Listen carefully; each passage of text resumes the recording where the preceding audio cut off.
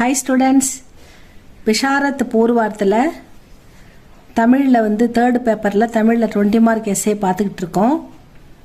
அந்த வகையில் இன்றைக்கி ஒரு இலக்கியம் காட்டும் நகைச்சுவையினை நம் பாடப்பகுதி துணை கொண்டு எழுதுக பார்க்கலாம் ஸ்டூடெண்ட்ஸ். இது இன்றைக்கி இந்த எஸ்ஸே பார்க்கலாம். முன்னுரை: மனித வாழ்க்கைக்கு உற்சாகம் அளிப்பதும் உடைந்த உள்ளத்தை சீர்படுத்துவதும் முன்னேற்ற பாதையில் செல்ல தூண்டுவதும் நகைச்சுவையேயாகும். உயர் பெரியோர்களால் சிறப்புற போற்றப்படுவதும் நகைச்சுவையே. அதன் உயர்வை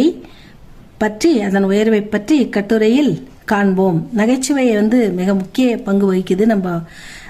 நம்மளை ஆரோக்கியமாக வச்சுக்க உதவுது, நம்மளுடைய சோகத்தெல்லாம் போகுதுன்னு சொல்கிறாங்க.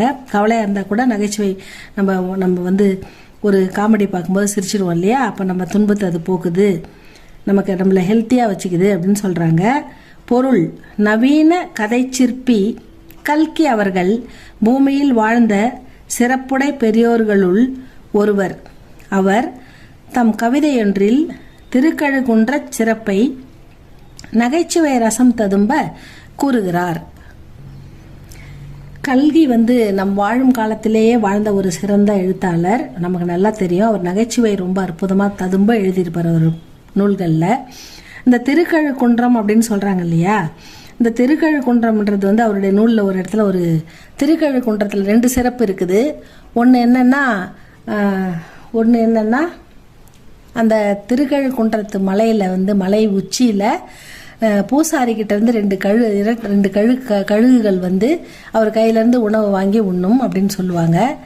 இன்னொரு சிறப்பு என்னன்னா, திருக்கழுக்குன்றம் மலையடி வாரத்தில் இருக்கிற தீர்த்த குளம், அந்த திருப்பாசி குளம் அப்படின்னு சொல்லுவாங்க. திருப்பாசி குளம்ன்றது அந்த ஊர் மக்கள்கிட்ட அந்த குளத்தை பற்றி கேட்டால் அவங்க நிறுத்தவே மாட்டாங்களாம். அந்தளவுக்கு அந்த குளத்தை பற்றின பெருமைகளை சொல்லிக்கிட்டே போவாங்களாம். எல்லாம் சகல வியாதியும் அதில் ஒரு வாட்டி நீங்கள் போய் குளிச்சுட்டு வந்துட்டா சகல வியாதியும் குணமாயிடும். அது சர்வ நிவாரணி அப்படின்னு சொல்லுவாங்க. அது நம்ம ஆசிரியர் சிறப்பாக சொல்லியிருப்பாரு.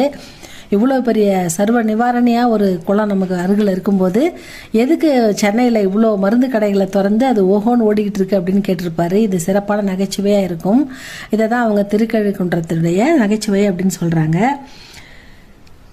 பாட்டுக்கொருவனாம் பாரதி தமது படைப்புகளில் கண்ணன் குழலிசையில் மயங்கி நிற்கும் பெண்களின் வாயில் கண்ணன் கட்டெரும்புகளை பிடித்து போடுவது போன்று நகைச்சுவை ததும்ப வர்ணித்துள்ளார். கண்ணன் புல்லாங்குழலை வாசிக்கும்போது கோபியர்கள்